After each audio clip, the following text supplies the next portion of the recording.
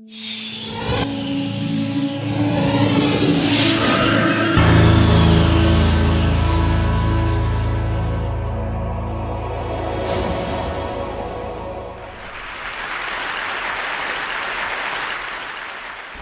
do you explain when things don't go as we assume?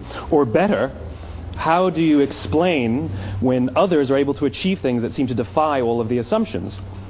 For example, why is Apple so innovative?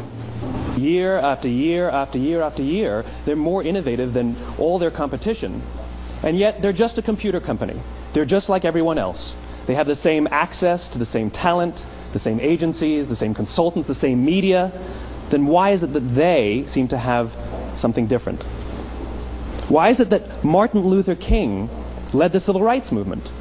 He wasn't the only man who suffered in a pre-civil rights America, and he certainly wasn't the only great orator of the day. Why him? And why is it that the Wright brothers were able to figure out controlled powered manned flight when there were certainly other teams who were better qualified, better funded, and they didn't achieve powered manned flight, and the Wright brothers beat them to it? There's something else at play here. About 3.5 years ago, I made a discovery. And this discovery profoundly changed my view on how I thought the world worked, and it even profoundly changed the way in which I operate in it.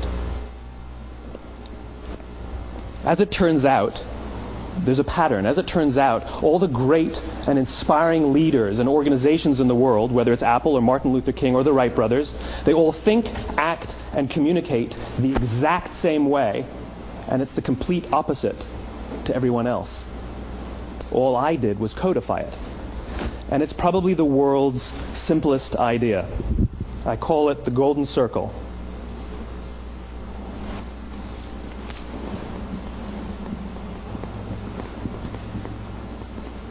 Why, how, what? This little idea explains why some organizations and some leaders are able to inspire where others aren't. Let me define the terms really quickly. Every single person, every single organization on the planet knows what they do 100%. Some know how they do it, whether you call it your differentiating value proposition or your proprietary process or your USP. But very, very few people or organizations know why they do what they do. And by why, I don't mean to make a profit. That's a result. It's always a result. By why, I mean what's your purpose? What's your cause? What's your belief? Why does your organization exist? Why do you get out of bed in the morning? And why should anyone care? Well, as a result, the way we think, the way we act, the way we communicate is from the outside in. It's obvious. We go from the clearest thing to the fuzziest thing. But the inspired leaders and the inspired organizations, regardless of their size, regardless of their industry, all think, act, and communicate from the inside out. Let me give you an example. I use Apple because they're easy to understand and everybody gets it.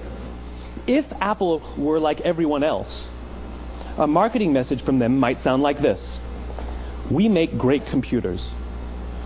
They're beautifully designed, simple to use, and user-friendly. Want to buy one? Meh. And that's how most of us communicate. That's how most marketing is done, that's how most sales is done, and that's how most of us communicate interpersonally. We say what we do, we say how we're different or how we're better, and we expect some sort of behavior, a purchase, a vote, something like that. Here's our new law firm. We have the best lawyers with the biggest clients. We have, we always perform for our clients, do business with us. Here's our new car. It gets great gas mileage. It has, leather seats. Buy our car. But it's uninspiring. Here's how Apple actually communicates. Everything we do, we believe in challenging the status quo. We believe in thinking differently. The way we challenge the status quo is by making our products beautifully designed, simple to use, and user-friendly. We just happen to make great computers. Want to buy one? Totally different, right? You're ready to buy a computer from me. All I did was reverse the order of the information. What it proves to us is that people don't buy what you do, people buy why you do it. People don't buy what you do, they buy why you do it. This explains why every single person in this room is perfectly comfortable buying a computer from Apple. But we're also perfectly comfortable buying an MP3 player from Apple, or a phone from Apple, or a DVR from Apple. But as I said before, Apple's just a computer company. There's nothing that distinguishes them structurally from any of their competitors. Their competitors are all equally qualified to make all of these products. In fact, they tried. A few years ago, Gateway came out with flat-screen TVs. They're eminently qualified to make flat-screen TVs. They've been making flat-screen monitors for years. Nobody bought one. And Dell came out with MP3 players and PDAs. And they make great quality products, and they can make perfectly well-designed products, and nobody bought one. In fact, talking about it now, we can't even imagine buying an MP3 player from Dell. Why would you buy an MP3 player from a computer company? But we do it every day. People don't buy what you do, they buy why you do it. The goal is not to do business with everybody who needs what you have. The goal is to do business with people who believe what you believe. Here's the best part. None of what I'm telling you is my opinion. It's all grounded in the tenets of biology, not psychology, biology. If you look at a cross-section of the human brain looking from the top down, what you see is the human brain is actually broken into three major components that correlate perfectly with the golden circle. Our newest brain, our Homo sapien brain, our neocortex, corresponds with the what level. The neocortex is responsible for all of our rational and analytical thought and language. The middle two sections make up our limbic brains, and our limbic brains are responsible for all of our feelings, like trust and loyalty. It's also responsible for all human behavior, all decision-making, and it has no capacity for language. In other words, when we communicate from the outside in, yes, people can understand vast amounts of complicated information like features and benefits and facts and figures. It just doesn't drive behavior.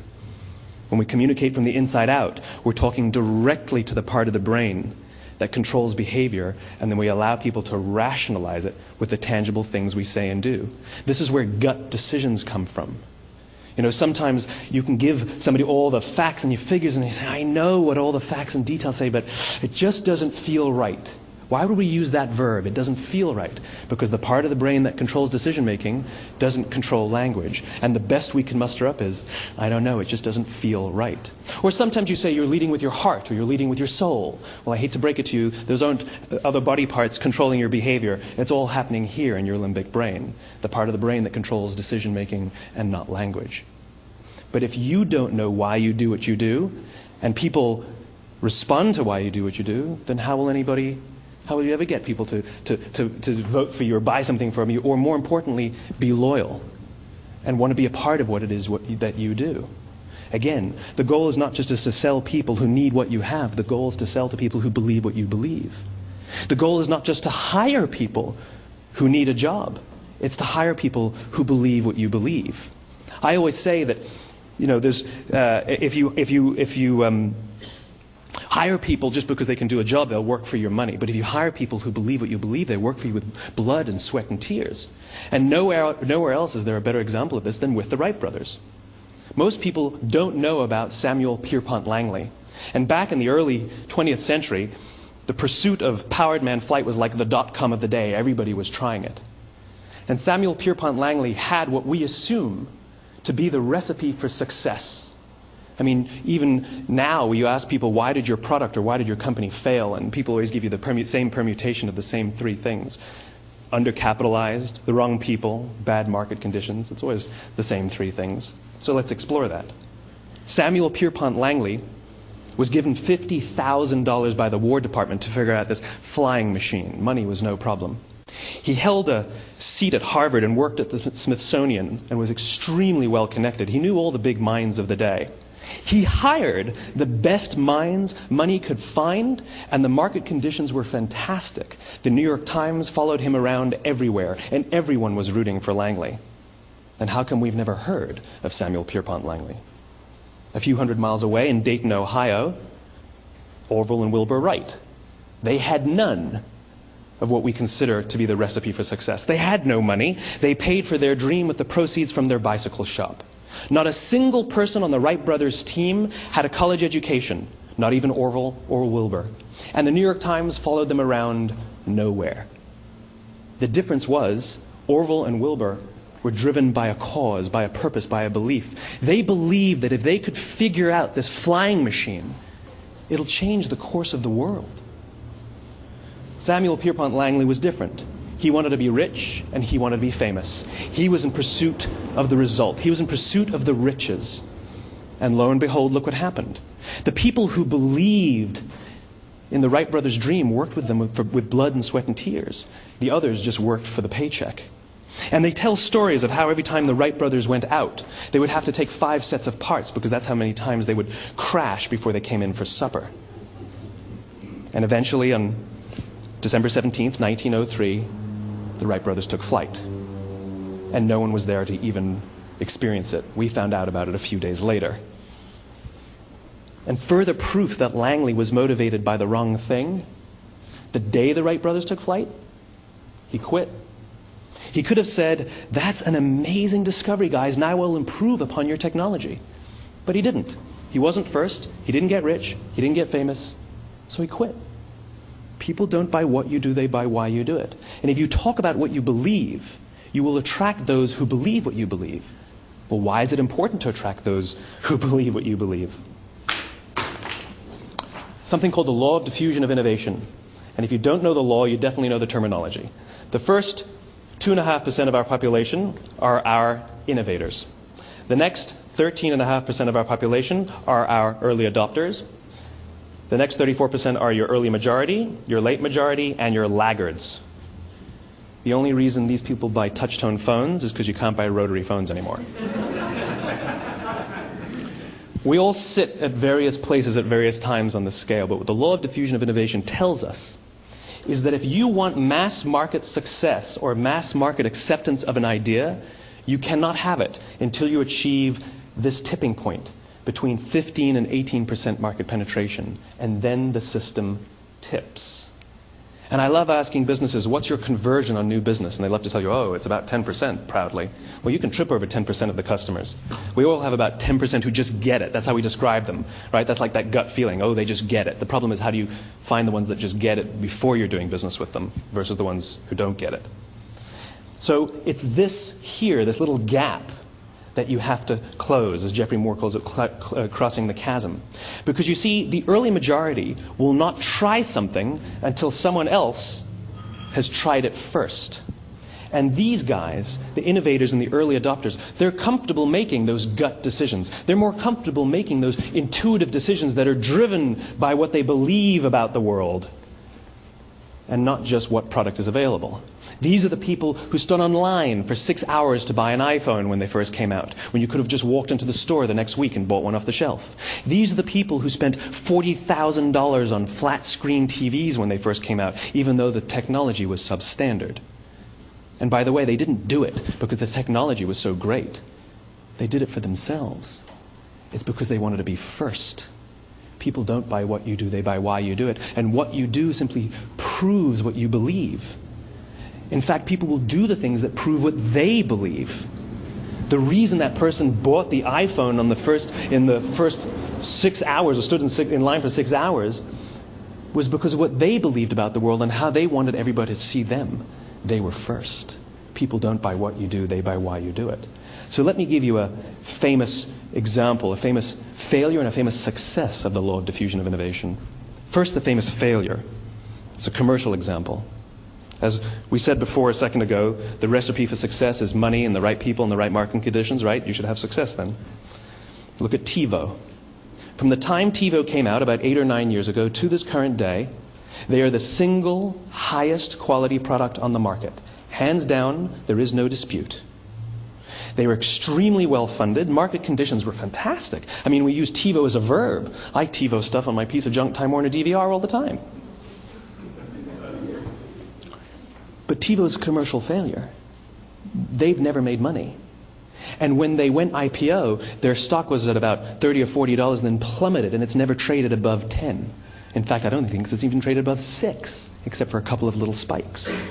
Because you see, when TiVo launched their product, they told us all what they had. They said, we have a product that pauses live TV, skips commercials, rewinds live TV, and memorizes your viewing habits without you even asking. And the cynical majority said, we don't believe you. We don't need it. We don't like it. You're scaring us. What if they had said, if you're the kind of person who likes to have total control over every aspect of your life, boy, do we have a product for you. It pauses live TV, skips commercials, memorizes your viewing habits, etc., etc. People don't buy what you do, they buy why you do it, and what you do simply serves as the proof of what you believe. Now let me give you a successful example of the law of diffusion of innovation. In the summer of 1963, 250,000 people showed up on the Mall in Washington to hear Dr. King speak. They sent out no invitations, and there was no website to check the date. How do you do that? Well, Dr. King wasn't the only man in America who was a great orator. He wasn't the only man in America who suffered in a pre-civil rights America. In fact, some of his ideas were bad. But he had a gift. He didn't go around telling people what needed to change in America. He went around and told people what he believed. I believe, I believe, I believe, he told people. And people who believed what he believed took his cause and they made it their own, and they told people. And some of those people created structures to get the word out to even more people. And lo and behold, 250,000 people showed up on the right day, on the right time to hear him speak. How many of them showed up for him? 0. They showed up for themselves. It's what they believed about America that got them to travel on a bus for 8 hours to stand in the sun in Washington in the middle of August. It's what they believed. And it wasn't about black versus white. 25% of the audience was white. Dr. King believed that there are two types of laws in this world. Those that are made by a higher authority and those that are made by man. And not until all the laws that are made by man are consistent with the laws that are made by the higher authority will we live in a just world. It just so happens that the civil rights movement was the perfect thing to help him bring his cause to life. We followed him not for him, but for ourselves. And by the way, he gave the I have a dream speech, not the I have a plan speech. Listen to politicians now with their comprehensive 12-point plans. They're not inspiring anybody. Because there are leaders and there are those who lead. Leaders hold a position of power or authority, but those who lead inspire us. Whether they're individuals or organizations, we follow those who lead not because we have to, but because we want to. We follow those who lead not for them, but for ourselves. And it's those who start with why that have the ability to inspire those around them or find others who inspire them. Thank you very much.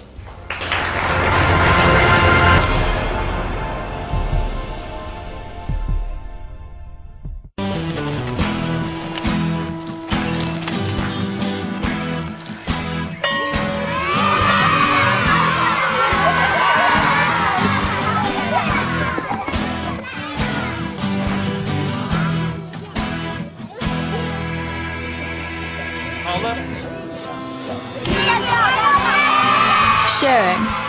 That's video on the Human Network. Siska, welcome to the Human Network.